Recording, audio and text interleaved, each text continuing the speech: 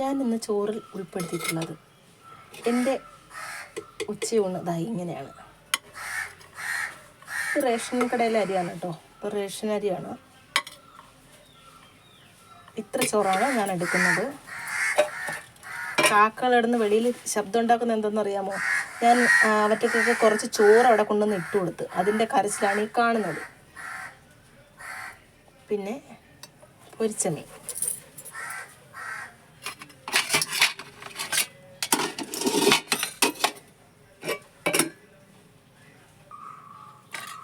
ഇനി മാങ്ങ.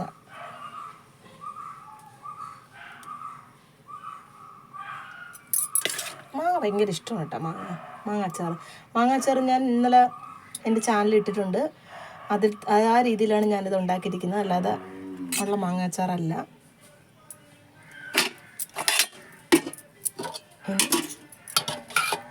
തൈര് കറി.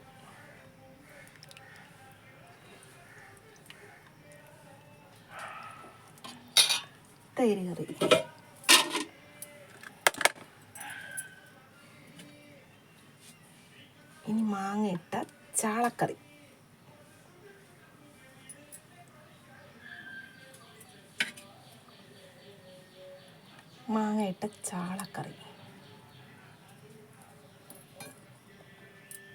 ഇതാണ്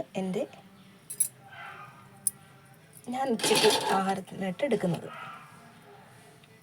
ഇനി ഇതൊന്ന് കഴിക്കാം.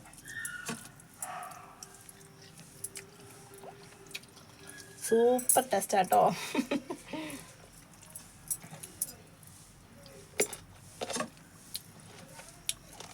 പൊളിച്ച്. നിങ്ങളെല്ലാവരും ചോറൊക്കെ കഴിച്ചോ? അപ്പം ഇതെല്ലാമാണ് ഞാൻ എൻ്റെ ഉച്ചയൂണിന് ഉൾപ്പെടുത്തിയിട്ടുള്ളത്. മാങ്ങ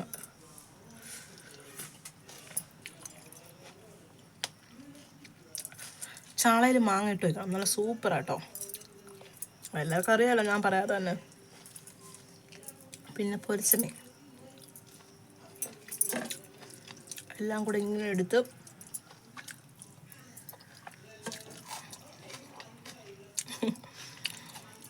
അപ്പം ഉണ്ടിട്ടില്ലെങ്കിൽ എല്ലാവരും പോയി ഉണ്ണും.